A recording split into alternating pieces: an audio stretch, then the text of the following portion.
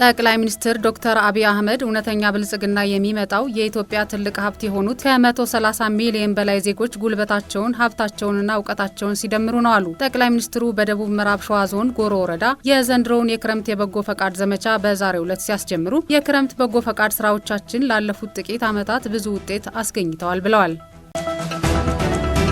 የሳይበር ጥቃትን በመከላከል ሀገራዊና ተቋማዊ ዲጂታል ሀብቶችን ነቅቶ መጠበቅ ዘመኑ የሚጠይቀው ስራ ነው አሉ የአየር ኃይል ዋና አዛዥ ሌተናል ጄኔራል ይልማ መርዳሳ። የመከላከያ ሳይበር ማዕከል ያሰለጠናቸውን መሰረታዊ የሳይበር ሰልጣኞች በዛሬው ዕለት አስመርቋል። ሌተናል ጄኔራል ይልማ መርዳሳ በመርሃ ግብሩ ላይ እንዳሉት የሳይበር ምህዳርን በማስፋት የሀገርን ሕልውና ሊፈታተኑ የሚችሉትን ቀን ከሌት በንቃት መጠበቅ ያስፈልጋል። ተመራቂዎች የሳይበር ሰራዊት መሆናቸውን በመገንዘብ የገበዩትን እውቀት በከፍተኛ ዲሲፕሊንና ኃላፊነት መጠበቅ እንዳለባቸው ተናግረዋል።